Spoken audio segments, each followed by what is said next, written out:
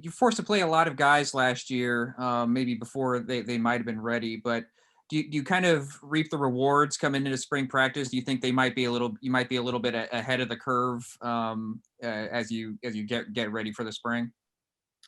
Yeah, certainly think so. We had to play guys earlier than you would have typically liked to have played them, and with some COVID stuff and some injuries, some guys got kind of thrown in there that might not have otherwise, and so it's always good to get that game experience, get thrown in the fire a little bit. It's good, for us to get a good evaluation on those guys, and also obviously good for them to get some game experience. So you're right, we played a lot of guys last year. I think.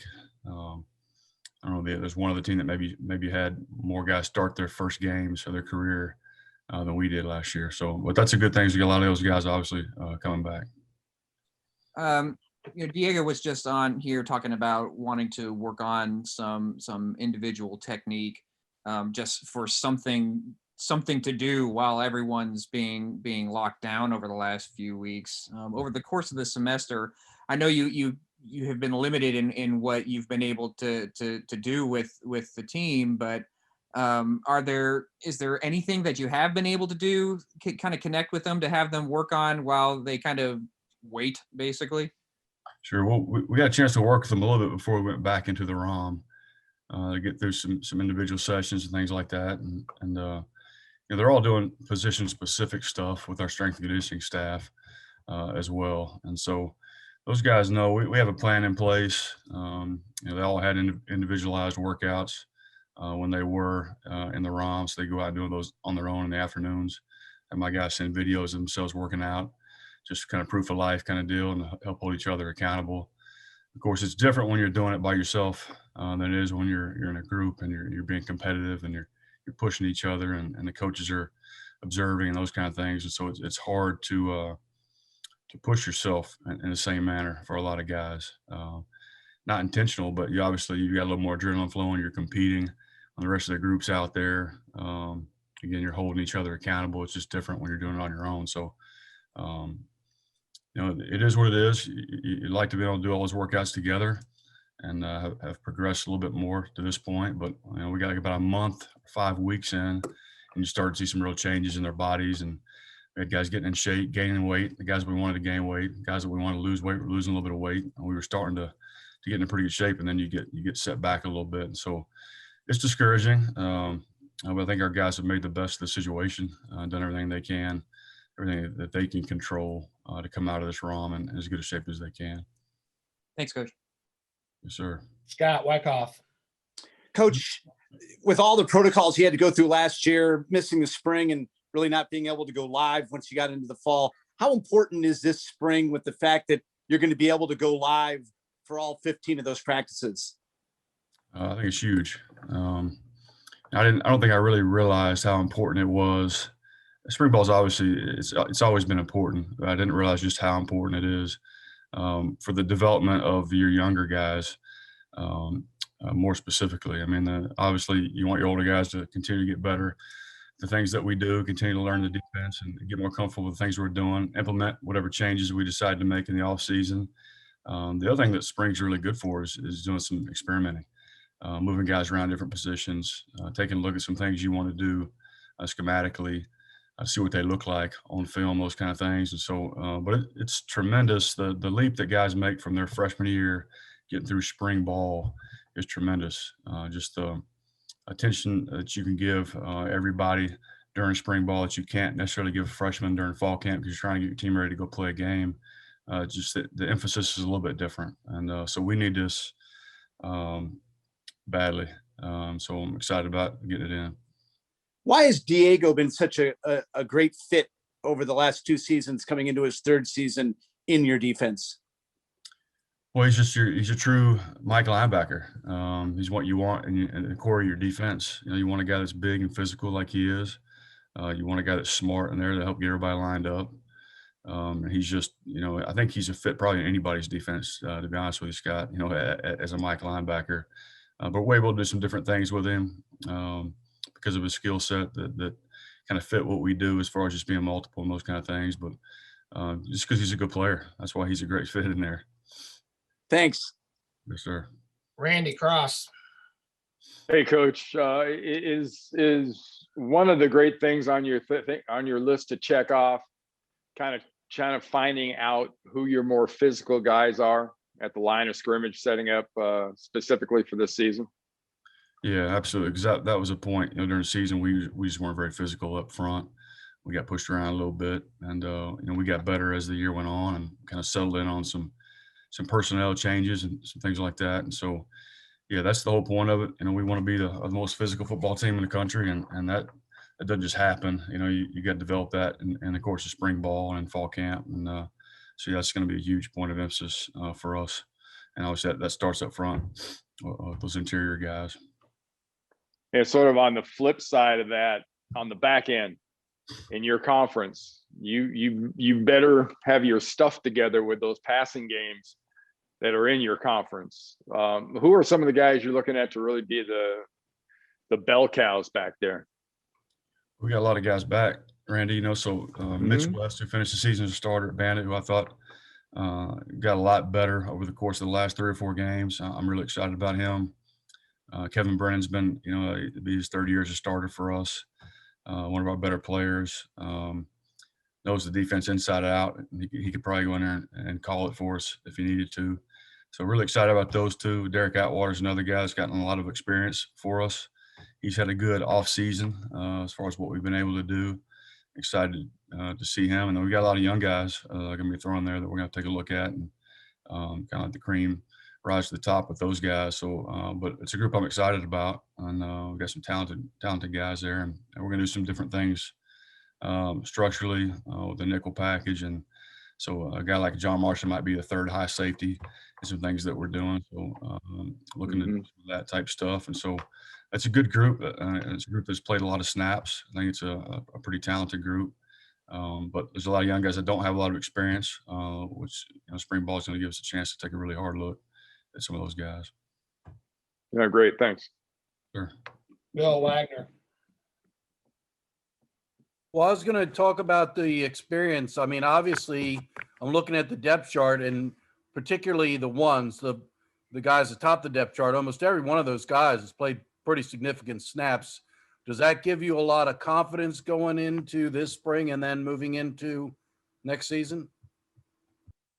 It does, yeah. Anytime, I think we had 9 guys that started in the Army game, coming back in that starting lineup. And so anytime you have that, especially, I felt like we played pretty decent football toward the end of the year with that core group. And so I've got some confidence in a lot of those guys. And, anytime you got 9 starters coming back off of a unit that played pretty decent toward the end of the year, I feel good about it. Now we got a long way to go. We're not, we're where I want to be, obviously. We've got to find some depth. That's going to be critical, and that's where you find that and start to develop that in spring ball.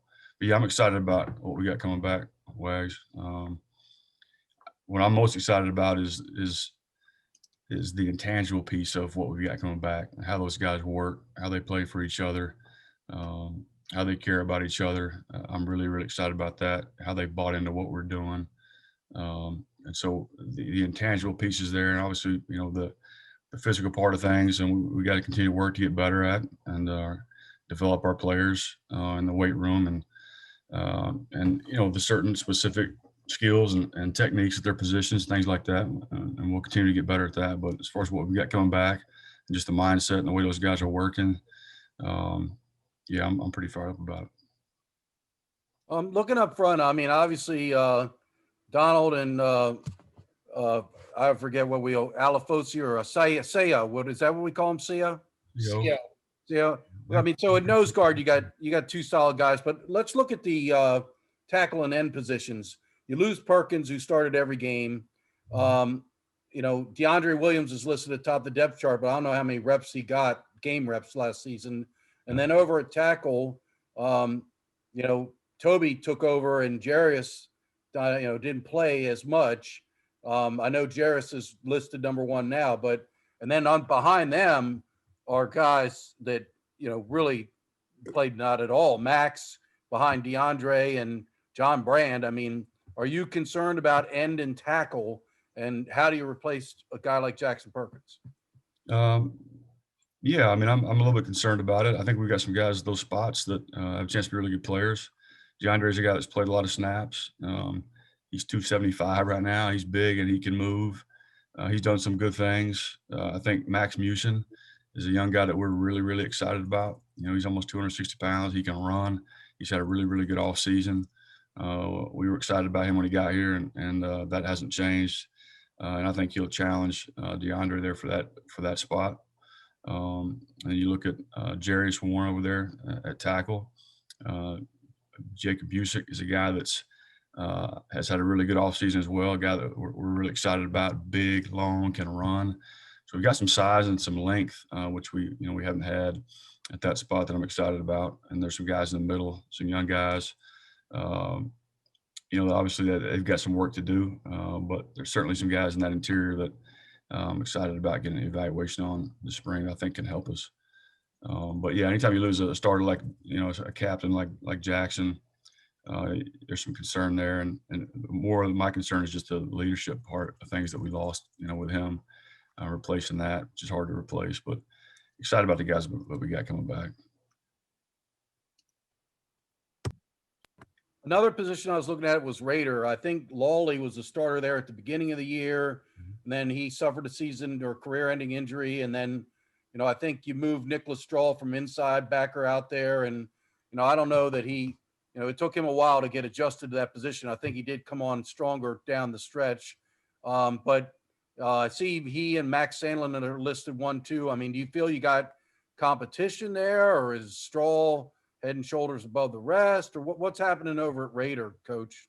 Yeah, I hope there's some competition there. I think, Straw kind of separated himself there at the end of the year. Came along, like you said, we switched positions right in the middle of the year, something he'd never done, but love the way that he attacked that. He reminds me of Cromartie at that position, really. He hadn't played it much, and he's still growing and learning in it, but I was really impressed with the way he finished the season. He's put on some good weight in the off season. He's really moving around well. Max Sandlin is a young guy that we're really excited about. He fits the profile at that position, a physical profile more so that we're looking for. He's tall, he got some length, can run, really, really athletic. He's also put on a bunch of weight. And he's a very, very talented player. And I'm excited and looking forward to bring him around this spring and to see what he can do. And then John Kelly's at that position as well.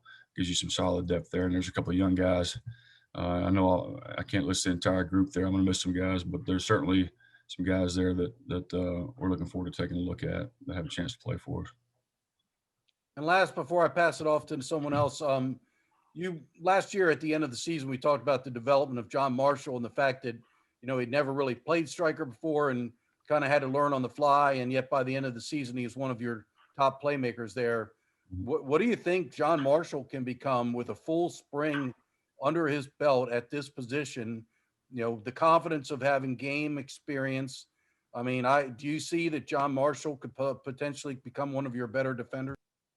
I do. We asked John to play a new position last year, and really to play a position at a weight and at a strength level that he probably wasn't ready to play at, and did a great job with it. And, at times we asked him to do some things that probably shouldn't have asked him to do, but he did a great job with it, I thought. That he got better, exponentially better as the year went on. Another guy's had a really good off season. I'm really excited about the way he's working, and we're going to do some different things with him this spring. As I alluded to earlier, not only will we play striker, but we'll back him up. And be one of those high safeties for us at times as well. And but he's put on a little bit of weight. He looks better, and he's going to have some competition there at striker too. We got some young guys, Johnny Gillis, Xavier McDonald, that are both really, really good players, really athletic guys that were freshmen, didn't get a chance to crack the lineup, but they're guys that have a lot of. And both those guys, I think, have a real bright future for us that can do some different things at striker. Johnny can also go back and play high safety as well, which I plan on getting him some reps back there as well. Pete Medhurst. Brian, last year at the very end of the season, amidst all that chaos, you guys may have played your best football of the season as a unit. From a football sense, because you were playing a lot of underclassmen even at that point, is there a carryover? Can there be a carryover from the success you were having as a unit into spring ball and then trying to obviously forward that momentum into the fall as well? I think so. I think that anytime you have a little bit of success like that, and I know we didn't win those games, but certainly, we kind of measure ourselves by, we maximizing who we are. Are we playing as well as we can possibly play? And I thought we got close to doing that toward the end of the year. And I think, with a little bit of success that we had, that translates into some confidence in themselves and what we're doing defensively. And yeah, so I do think that. I think they're fired up. I think they know they've got a chance to be pretty good. They know they've got a long ways to go, but yeah, there's certainly going to be some carryover there, and I think they're excited about the way that they finished.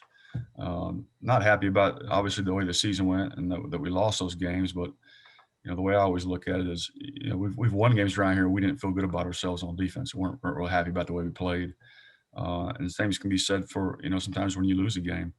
Did you feel like you went out and played as well as you can play? And, did we coach them as well as we could? And they go out and maximize who they were? And I felt like we did that a couple of times toward the end of the year, despite the, what the win-loss column looked like there. But yeah, I think they've got a lot of confidence right now, to answer your question, Pete. And I think they're all chomping at the bit to get out there in spring ball, run around and compete, against our offense and see how much better we can get. I know Kevin, obviously, he's got a lot of experience back there, and he certainly helps you from that standpoint, kind of as a quarterback in the back. But a lot of those young guys you all put out there because they were showing you in what limited practices you were able to have last year that they deserve those opportunities. What is it about those guys going into this spring now that maybe you have even more confidence after seeing them in game situations kind of excel a little bit? Yeah. It was kind of a combination, really. Some of those guys kind of caught our eye and earned a chance to get on the field and play for us. And some of it was just out of necessity, and some of those guys that got to play out of necessity, like the position change with our Raider, with Straw toward the end of the year. It's not something we wanted to do. We had to do it out of necessity. And that proved to be one of the bright spots toward the end of the year and decisions we made to move personnel around. He blossomed at that position, and so there were some of those type of circumstances that happened, and then like a guy like Biscuit, for example, Barnyard, that got to play for us. Well, he was on the scout team the first half of the year.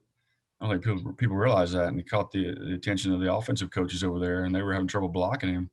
At that point, we weren't playing real well at the nose position, and moved him over and got him ready. Coach Hall did a tremendous job of getting him ready in a matter of 2 weeks. Learned the defense, and he attacked it, learned it, and put him out there, and he was the best one last year and played really well, and we got better when he was in there. And so some of it was out of necessity, some of it was us catching the guy, catching our eye and give him a chance to play. And so a lot of those guys got their opportunity. I think a guy like Mitch West. Truthfully, I told him this the other day, as a guy that I really never expected to contribute as much as he did last year, just because where he was at, where I thought that he was just from the way he approached things and the way he practiced and everything. And he got a chance, man. He went in there and I thought he killed it. And he's a little different guy now that he's in that role, and I think his teammates have a lot more confidence in him now, and he got, like I said, exponentially better as the season went on. So I'm really excited about him, along with a lot of those other guys that got thrown in there and into the fire a little bit and got some game experience and surprised us a little bit.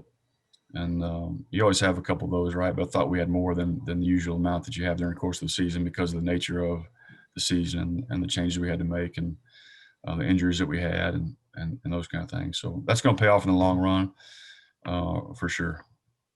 Last one for me, just based on the way last year went, there was some time, especially for the younger guys in the program, where you didn't even really get a chance to see them in minimal practice competition. Is this a case now going into the spring where at least now you get a chance to see how guys compete with each other and compete, hopefully for a spot on the depth chart here, especially with some of the guys you didn't really get a chance to see a whole lot of last year? Yeah, no question. So the freshmen last year, usually we get those guys a little bit during the summer So you can kind of get an evaluation on those guys early on and kind of identify, okay, these are the guys I think are going to be able to help us on special teams. That's kind of where it starts. And all right, let's look at our depth. All right, where do we need help? And is this freshman a guy that can maybe come in here that we can get ready to be a potential backup to be in the depth? And we really didn't get that opportunity to evaluate those guys when they got here. So it's really unfair to them.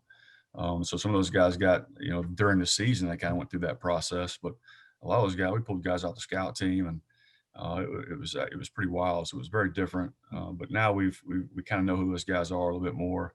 But not all of them got to do that. Not all of them had that opportunity. And so this is the spring, and that is what that's for. There's no scout teams in the spring, so all those guys are going to get an opportunity now to compete and to show us what they can do and how they developed over the off season.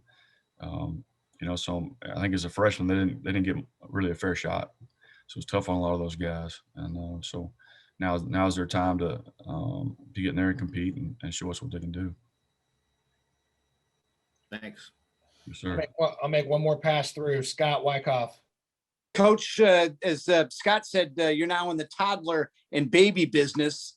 I think one thing I missed most last year after practices was the big dog business. You still got your big dog? Yeah, still got him. I hadn't kicked him out of that. I'm 5th place now. I was 4th place. But yeah, still got him. He's taken to the little girl pretty good. Is that something you guys as a staff are looking forward to? Maybe being able to spend more time, with your family around the practice field and things of that sort, maybe coming up this fall? Yeah, absolutely. I know my 2-year-old would love to be out there running around the field. And so would my big dog. But my wife misses coming out there and seeing the guys and saying hello and just being around it. And yeah, certainly it's been a really kind of a strange deal last year. So I can't wait till that piece of it gets back to normal. And that's one great thing about working here with Coach Nehemiah. Your families are always welcome around here and at practice and things like that. And so yeah, I'll be glad when that goes back to some more of a normal deal there. Have a great spring. Thanks, Scott. Good to see you. Yeah. Good to see you. Randy Cross. You're muted, Randy. Don't mind me, just being courteous. No one wants to listen to my wife's little rat dog bark. Hey, as a staff, I should probably know this from over the years, but how do you guys handle spring in regards to your early schedule of the season? The Marshals and the Air Force and people like that. Do you have little phase-in stuff that you like to sprinkle in for your guys as you go along through spring? Yeah, what we kind of do, of course, we go against each other, Randy. So that prepares us for the CIC stuff. And we'll do some, obviously every day we'll go against our offense under center. And the way that the coach has it set up, there'll be days where we're going against each other the whole day, and there'll be days that are broken up where it's opponents for half of practice where we're kind of servicing ourselves, and they're obviously on the other side of the football. They're working the different fronts that they see and their game plan versus those different looks that they get. And we do the same thing on defense. So, we've got Marshall broken down already. And there'll be time we do self-scout during spring ball. We're working on their top passing concepts, top run concepts. So it's not just all option stuff. And that's the challenge, for us defensively in spring ball is, we're not seeing spread every day like we see in our league. And so we've got to be very calculated in the way we practice and what we show our guys. I mentioned there's always things that you want to take a look at and experiment with a little bit. Sometimes that's hard to do in spring when you go live and you're going against the option. You can't take a look at all the things you really want to take a look at. But those guys do a great job of giving us some different looks, and they'll get in the gun some and give us some more traditional looks, so we can work on some of our other stuff other than just what we do versus the option, if that makes sense. So yeah, we'll work on both. Yeah. And so that's the hard part in this conference, like you alluded to earlier. I think, Randy, when you're throwing it all over the place, is a good full speed look at that in practice is tough to do. And that's a challenge. And then when you're self-serving, it's just not quite the same. But we got to do as good of a job as we can trying to get ready for that stuff. And that's always a challenge when you're coaching defense when the offense does what they do here. It's the same thing for us at Kennesaw State. So. All right, great. Thanks, Coach. Enjoy the start of spring. Thank you. Good to see you. Mike James. Randy had my question, so Okay. I'm good. Wags. Well, Coach, I want to look at a couple stats that are relevant from last season. You guys finished ranked nationally 113th in red zone defense, 106th in third down conversion defense. I know those are two areas that you take pride in and that are important to what your philosophy of defense is. This spring, will you put the unit in pressure situations, on the goal line or in the red zone or third down, and tell them they got to get stops to improve this? Yeah, absolutely. Sometimes statistics are good indicators, and sometimes they're a little misleading, in a good way or a bad way, right? You look at our red zone percentage there in the ranking. Obviously, it's not where we want it to be, and to play good defense nowadays, even if you give up yards, if you're efficient in the red zone, you got a chance to win games, right? So that red zone statistic includes field goals, right? And so one thing we've got to get better at is getting a blocked field goal. People are 90+% against us the last 2 years in the red zone kicking field goals. And so if you look at our ratio to touchdowns that we gave up, we didn't play bad red zone defense. It was people kicking field goals and being almost, I think, 96, 97%, on the field goal attempts last year once they got down there. But we were actually pretty decent at preventing touchdowns when people got inside the red zone, if you look at that statistical analysis. But we got to get a lot better at it, as you said. And the third down stat, obviously, that we got to get off the field. We got to do a better job of that.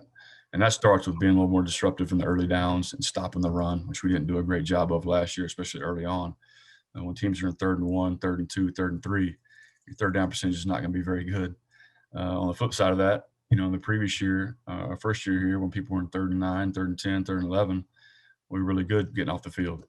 I think if you look at our third down percentage the last 4 games of the year, we were probably in the top 20, 25 in the country, because we did a better job in the early downs. We were stopping the run. And so there's a correlation there. But, yeah, we certainly – that's stuff we look at, Wags, in off season. What do we do well? What do we not do well? How can we improve? And certainly we got to put ourselves in those situations in practice. There'll be third down emphasis in practice. There'll be goal line, red zone emphasis as well. And we got to do better there. We talk all the time about the 4-point play down in the red zone, right? So, third down there, getting a stop, forcing people to kick field goals. If you can force a field goal as opposed to a touchdown, that's usually a win. But we've got to block some of those field goals too. And we're going to go live and practice on some of that stuff to get better at that too. We got to find a way to make people miss once they get down there when we do force field goals. And what about big plays? I see last season Navy had a total of 6 sacks, not many, and you ranked 91st in turnovers caused. What about the big plays, the explosive plays on defense? Yeah, got to get better at it. Obviously, you can't give up big plays and expect to win games. And so that's one thing that we created a big play cut up at the end of the season. We watched as a staff and what are the reoccurring themes? Why are these things happening? And then we watch those with our players. And the one thing we talked about a lot this offseason, just the integrity of the defense, losing the cup in the run game, losing contain and leverage on the football. We did that quite a bit, which is uncharacteristic of us. And when we didn't do that, it was a result of missed tackles. And so we got to get better at tackling. And obviously that comes with having the spring football and going live in fall camp and those kind of things. And but a lot of it was just mental error stuff that can easily be fixed. And that we got to do a better job of coaching. So you nailed all the great stats there. Certainly things that we don't like and we've got to get better at. But we certainly evaluated those this off season and realized where we weren't very good and where we need to get better. And in spring, we also had an emphasis on getting sacks and turnovers. Absolutely, that's always an emphasis, Bill. I mean, we talk about trying to create negative plays. That's what wins football games around here and getting people behind the sticks. So we definitely will. Pete Medhurst. I just have one more. You mentioned, taking a look at some of the Marshall stuff, obviously a new staff in place there with Coach Huff coming aboard. Is that a case where you go back and look at, just stuff that he did while with James Franklin and with PJ Fleck and certainly what they've done at Alabama, and you anticipate seeing most of what what they did under those concepts, which in that case, a lot of pro concepts, with those folks. Is that what you anticipate as you get ready and try to at least take a sneak peek at Marshall with that amount of time to prepare? I mean, that's a really good question. They kept the offensive coordinator, who I think does a really, really good job. He was at Sam Houston State when I was at Kennesaw State, and we played them in the playoffs. And they were exceptional on offense, and they led the country in scoring offense that year. The quarterback won the FCS Heisman. Thought he did a really good job. They were a little different at Marshall last year than they were when he was at Sam Houston State. I think because they were really good on defense, they want to control the football, and so I'm sure they're going to add some new wrinkles with the new head coach there. But I think as Cramsey, I believe, is offensive coordinator's name. I'm sure he's going to stay true to who he is for the most part. So, but you never know. His first game, there's obviously going to be some changes, just like we look to change things in the off season and tweak things and take a look at some different things and continue to develop and evolve. I'm sure they'll be the same way. And so, but there's some certain core things that an offensive coordinator does and believes in, and you kind of got to focus on those things, and maybe things, the outlier things that they don't do a whole lot, you don't give a whole lot of credence to, but everything else, you just try to prepare as best as you can going into a game like that. First games of the year are always kind of iffy in that regard, especially when there's been a coaching change, even though the coordinators stayed in place, How excited are you to be getting back on the field this week to get to spring practice in your senior year? Hey, Scott. Yeah, we're really excited to get back out there on the field. Everyone's been really itching to obviously play football, be together, and we get to go out there and do what we love. So really exciting time. Is that going to help you guys focus even more? I know this is sometimes when positions are won and lost, but the fact that you guys have been separated for so long, and this is a way where you can come back together on the practice field? Yeah, again, like I was saying, we've been in this quarantine for almost 3 weeks now, and so we haven't really been able to interact with one another.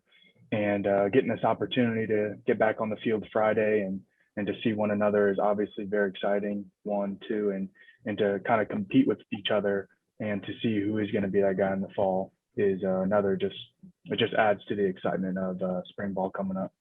What do you think it's about Coach Newberry's defense that has been so kind to you that you've been able to fit into in this going into the 3rd year that you played in it? Yeah, I've been really blessed to play under Coach Newberry. He's a very, very bright mind in defense and in college football, and just moving forward with everything that he's been putting in, it just seems to continue to mold around the linebacker position, the safety, and the striker. It's really just everything, all aspects, and even in the offseason, we've seen a bunch of new blitzes that he's putting in. New strategies to kind of hide those old blitzes that we have had that teams have seen before. So it's just really exciting to see how many changes that he can make to this scheme and just kind of keep it exciting for us. Thanks, Diego. Yeah, thank you, Scott. Randy Cross. All right, Diego, what are some of the positives that you take out of 2020 from a football standpoint? I mean, no matter how bad things are at times, there always have to be things that, you emphasize going forward that were real positive experiences for you. Yeah, Randy, I think one of the things that I took away from the 2020 season is just the mentality piece of it. Just Jackson Perkins literally did this perfectly throughout the whole entire year. He stayed so positive throughout the whole year that it really just spoke to me. Many times I would come out to practice with, a banged up ankle or a banged up knee or whatever it may be. And I might be, down in the dumps, but I'd see Jackson just having a great attitude. He'd bring so much energy to practice, even though, it was probably the 4th week in a row where we weren't really practicing or we weren't playing games or, we just lost another game. And so one thing that I'm definitely going to take away from that 2020 season is to just always come to practice ready to work, always having that positive attitude and just, being ready to attack the day, regardless of what's going on outside of the football field. You talk about Jackson and the former senior class and some of the senior classes before you. Starting with spring ball, and when that gets on the field Friday, that is you and your classmates going forward. What's sort of the group mentality? Yeah, so our motto this year is burn the boats, and we're really just trying to emphasize those 3 words because we need to just leave everything else, out to dry. We just need to leave everything off the field, and we got to, burn those boats and focus on what we have at hand. And that mentality piece of it that I was kind of talking about earlier is what our class is really trying to emphasize, because there's just so much going on around us. And we learned that in 2020 that there was so much stuff that was happening off the field that it affected us on the field. And so our class, each position group, every down to every senior, is really just trying to focus on that mentality piece of it and staying positive and really just engaging with one another for this at least for this spring ball. So you talk about a positive, and looking at you guys as a defense for only winning 3 games and still being ranked in the top 50 defensively was something that, the fan would look at that and go, well, but if the fan looks closer and looks at the stats, I mean, most of the leaders in categories all over your defense last year were sophomores and juniors. Does that bode as well as it would appear from the outside? I just think that we had quite a bit of injuries at the beginning of the year, and it mostly had to do with the starters, and most of the starters were either juniors and seniors, and so young guys got the chance to play and step up. And I don't know if the statistics still holds true, but I think we had the most first starts in all of college football last year, or something like that, somewhere at the top there. And so we had a lot of guys get their opportunity to step up and play. And I mean, by the end of the year, we had so many people rotating that, we probably did see a few juniors and sophomores really having those stats. I know one guy in particular, Evan Falkman, he kind of got knocked out for the rest of the year, and some other people were splitting time with the younger guys. And so I think it is really important. Let me go back. I think it's going to be very beneficial that those younger guys, those sophomores and juniors, got the chance to play this past year, just moving forward, because they had that experience. Whereas in years past, it was so heavily senior and junior driven that those younger guys didn't get those chances. So I think it will be beneficial for us. Yeah, it really speaks to that whole mentality of next man up, though, right? Absolutely. Yeah, I mean, we definitely embodied that at the beginning of 2020, like I said, with all those injuries and kind of people getting knocked out. And I mean, I was one of them. I got knocked out against Air Force. So, some of the younger guys had to step up and play. So, yeah, we definitely embodied that. All right. Thanks, Diego. Appreciate it. Thanks, Randy. Navy did have 26 players make their first career starts last year, which indeed was tied for the most in the country. Mike James. Hey, Diego. With everything being locked down, I know usually you want to, do something to prepare yourself for spring ball. What have you been able to do this semester with everything being locked down? Yeah, Mike, it's obviously been already a very unique semester, even more so than last semester. But some things that I've been trying to emphasize is just playing lower, trying to keep a forward lean in most of my plays. This past year, I'd stand up, or I'd, have a really wide base, and that would hinder me from being able to break on the ball as fast as I could. And so, given that opportunity to, we're not really working out with the team, we're not really doing many team functions, I was really harping on that, like at least on my own. I'd work out with my roommate. And so just focusing on those kind of minute details that I might not be able to if I was, running with Coach Fitz or, working out, lifting, whatever it is. So just trying to do what I can with this time off. Going into spring practice is usually when the senior class kind of establishes themselves as the leaders of the team and kind of sets the tone. With everything being locked down, has it been more difficult to kind of establish yourself as a class and kind of set that tone? Yeah, the Naval Academy is pretty unique in the fact that naturally everyone usually looks up to the seniors, especially the senior class as a whole. And so we already were kind of in that position right when, 2020 ended. And thankfully, some like the guys been buying in, and it has been hard to establish some type of culture because every team is different. And so every year you're gonna have a different culture. And one thing that our class has been emphasizing, at least via Zoom, and you guys have talked to Coach Nehemiah, we've been doing kind of meetings at night for about 30 minutes. But one thing that we're really trying to emphasize is that we're all captains, right? Like we're all seniors, we're all the leaders. Like it's not just one set guy, and we're not gonna, just knock a younger player for trying to lead when we all can. I mean, we're all at the Naval Academy. It's a leadership institution, and so everyone has that ability to lead. And so instead of, as me being a senior, a freshman might correct me, hey, Diego, your shirt's not tucked in. Instead of me being all, offensive or upset, just saying, hey, you know what, he's right. Like just taking his, him holding me accountable is really at least important. And what we've been trying to emphasize, at least with these, 3 weeks that we've had off. Thanks. Yeah, thanks, Mike. Bill Bergman. Hey, Diego, Coach talked about in these meetings how you guys are doing these like 15-minute presentations about whatever you want. Could you just go into a little detail about these little sessions and just why they've been so enjoyable?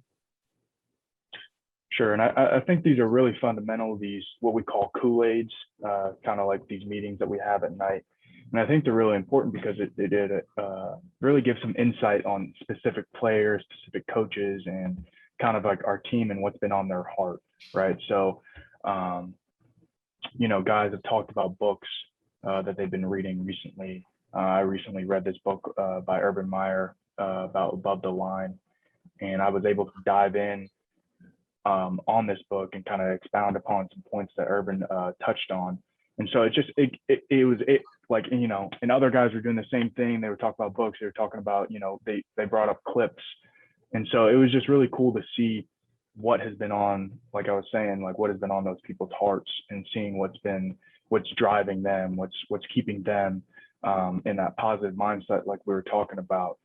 And of course, people talked about burning the boats, and I don't know, it was just really interesting and really cool to see guys talk from the heart and share what's been on their mind. So After getting to watch tape of yourself last year, where'd you want to improve most in the spring practices? Yeah, and I talked about this a little bit already. Yeah. One thing I'd really like to improve on is just my pad level, not wasting any steps. Sometimes I might false step or kind of have too wide of a base, like I was saying, or be standing straight up at times where if I stay low and take a certain step in a certain way, I might have made the play or at least been in on the play. And that's individual, but as a defense, we just got to play as a unit. I mean, you kind of saw like a drastic change halfway through the year when we were giving up 30, 40 points a game, probably more sometimes. And then at the end of the year, we really shifted our play, because we came together and we were able to trust each other and play as a unit. So just building that trust in the spring is going to be very, very important, just like I was talking about that culture piece of it. So. Thank you. Bill Wagner. Wags, are you there? Yeah, I'm having a problem here. Hold on. Sorry about that. It's okay. We can hear you. Okay. Well, Diego, obviously the defense finished very strong last season. The final month of the season was very impressive, the way you all played. How do you think you can build on that in the spring and leading into fall camp? Yeah, and like I was talking about, I think every team's different.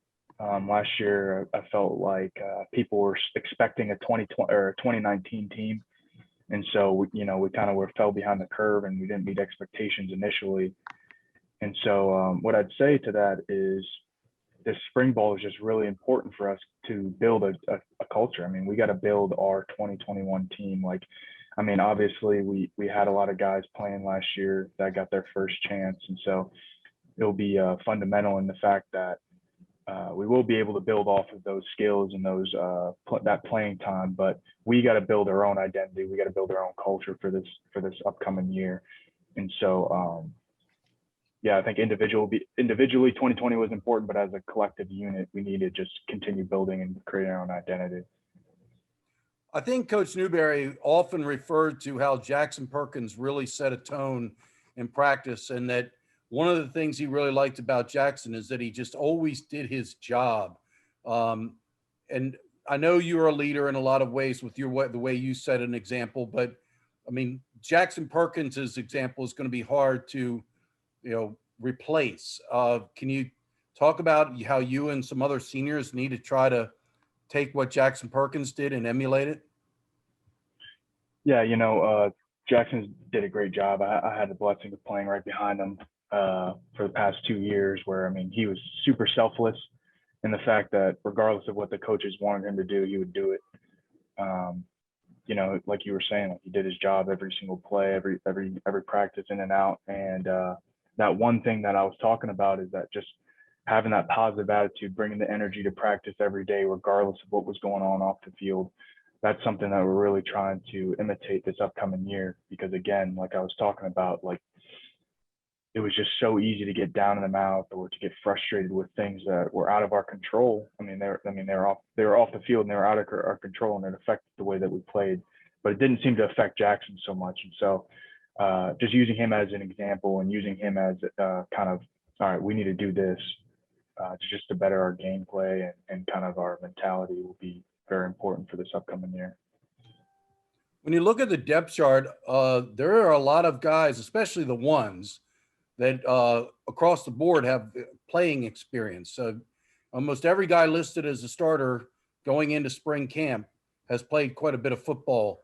Do you feel that this defense has a chance to be really good based off that experience, or do you feel that maybe the depth is an issue, that we've got some backups that are not very experienced and you're going to have to rely on them as well? Just where do you see this defense as you go into spring camp?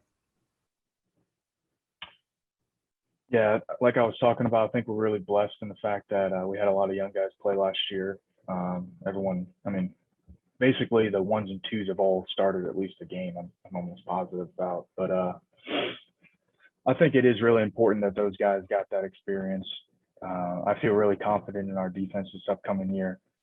Are we at where we need to be? Absolutely not. Like, we have so much ground to cover. We need to come together as a unit this spring ball and even in the summer and camp. But are we off to a great start because of that experience? Absolutely. But that doesn't mean we've earned anything.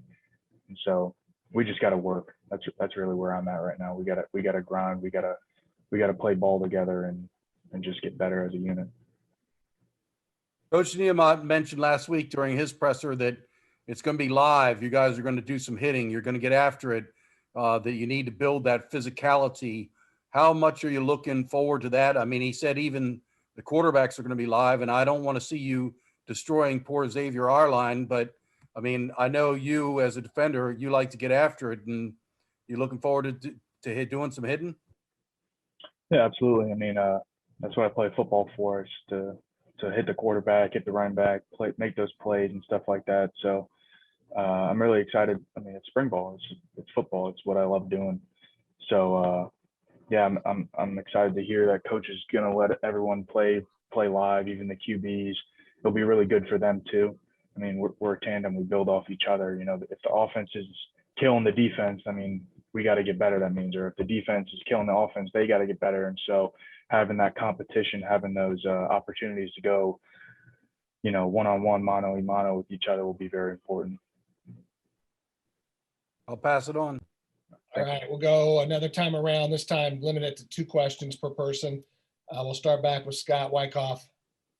Diego, with light at the end of the tunnel now with your career at the Naval Academy, what do you think that's going to mean for you coming into this season, having the experiences from the past, from both football and from being on campus, that you think might be able to make you even a better player this senior year? Yeah, and it's funny, most of you guys' questions are all coming back to a central theme. And the fact that I think initially being at the Naval Academy, it's so hard to focus on football or just football when you're doing football. You know what I mean? Like, when you're on the field, are you thinking about that homework or that test you have going off, or, maybe you got in trouble with the company, or there's some leadership. So there's all these things that are going on around you. And so having the opportunity to play ball here for the past 3 years has taught me to, and I'm still learning, I'm still trying to get better in this area, but has taught me to, micromanage and compartmentalize each thing. Right. So I think having that experience, having those past 3 years is going to be really important for this year, because I'll be able to just compartmentalize certain things and be a lot more like Jackson in the fact that you got to forget everything else, check all your baggage at the door, and, go play ball. And then once you leave Ricketall, once you leave the football facilities, go worry about that other stuff now. So I think that'll just be really important for me and some other guys. Hopefully I can teach some other guys about it this fall. Have a great spring. Thanks. Yeah, thanks, Scott. Randy Cross. Yeah, I guess my only question I would just be curious about is how are you guys as a group, your senior class, looking at kind of handling the beginning of the season? I know it's one game at a time and whatnot, but your first 4 games, if you take the season in kind of pods, pretty impressive. Not to mention that, you play the Air Force Academy on September 11th at home. It's got to be a fast start. You guys got to come out blazing to be where you want to be. Is that right? Yeah, and I think we were in a really unique position, at least our classes. If you look at our track record, I mean, to be completely honest, we haven't done so hot as a class. I mean, we started out 3-10, and then we had an 11-2 season. Now we're at a 3-8 season. So I think we haven't seen everything, but I think we've had enough experience in what to do and what not to do to kind of teach us. Pardon me, 3-7. To teach us what we should do for this upcoming fall, And so obviously this schedule that we have coming up is going to be a challenge, but yeah, we got to come out with a fast start. We got to just do everything that we have seen, do everything that we can in order to win those first 4 games, and ultimately, hopefully, all the rest of them too. But like I've been saying, we just got to work. We had this opportunity to start spring ball, which we didn't have last year. We're gonna have an opportunity to work in the summer, and so we just got to, work hard and get better. That's all there is. All right, great. Thanks, Diego. Wags, let you finish up. You got the room, so ask what you need. Well, captains are not probably going to be named till the end of spring, I guess. What would it mean to you? I mean, there's other seniors, Kevin Brennan and Michael McMorris come to mind, that are certainly capable of serving as defensive captain. How important is that to you? I mean, is this something you aspire to? Yeah, selfishly, it is important to me. I'd like to be a captain. But in the grand scheme of things, it's up to my teammates. I mean, if they see me fit to be one of the captains, and I take that responsibility with much respect and honor. And yeah, like you were saying, we got Mikey, we got Kevin, even Mitch West. There's a lot of guys on defense that were very capable leaders, and so it's really just, it's up to the team, whatever they see fit. And yeah, I'm not too worried about it. Just like I was talking about, we're really emphasizing with this culture piece of it is that we're all captains, so, with that title, obviously it comes with great responsibility, but at the same time, we're all leading, we're all trying to hold each other accountable. So you mentioned the slogan. Can you tell us a little more about the background of where that comes from? I'm not quite sure what "burn down the boat" quite means. It's not a rap song, is it? Because I wouldn't know. No, sir, it is not a rap song. Basically, back in, I think it was either the 14 or 1500s, when the Spanish conquistadores were attacking the Aztecs or something like that. They were coming over from Spain, and they went to Cuba, and they're living it up in Cuba, and then they moved from Cuba into Mexico, and basically all these boats, they come over to the land and they got beat back and they retreated on their boats. And, here comes another, wave of attackers. They're going to this land. They're trying to establish themselves and they get beat back and they return on the boats. And they put a new guy in charge. I kind of forget the guy's name, but there's this new commander in charge who, again, he's tasked with, he has to go beat the Aztecs. And so he, sails over to Mexico, and instead of keeping the boats there for a retreat, he ends up burning them.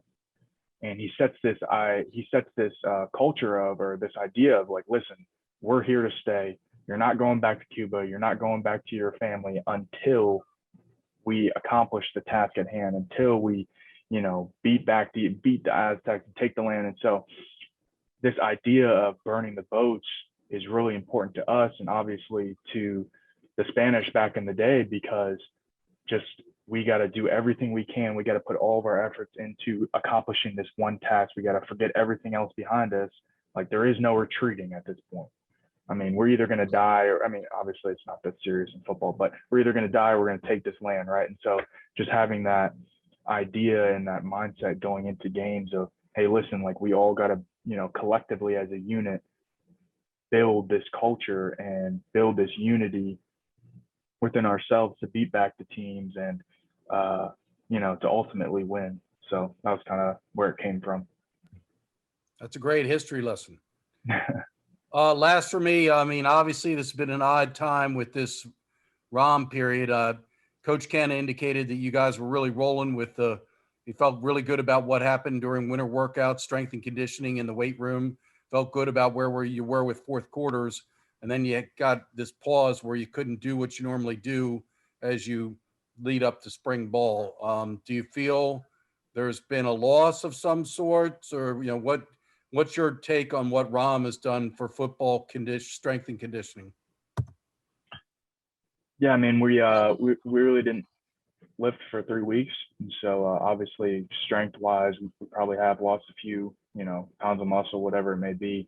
But then again, we have gained, like, and what I was talking about, just fine tuning certain skills on the football field. So, for me, I've been doing a lot of footwork, trying to stay low in my pad level, like I was talking about. And so I just think, we just got to control what we can control. And we talked about that all the time in 2020 and keeping, and I'm going to emphasize it now, just keeping a positive mindset. It is what it is, what happened the past 3 weeks. We can only control what we can right now. And so, I got to lift this afternoon, and I'm not going to worry about the fact that I wasn't able to lift the past 3 weeks. I'm just going to worry about the lift right now. And so, have we stepped back in the weight room? Yes. But I think conditioning wise, skills wise, we're right where we need to be. And we still have a long summer ahead of us. We still got camp and stuff like that. So I'm not too worried about all that stuff. But like I've been talking about, is we just got to work. We just got to grind, and we just got to come together and burn those boats,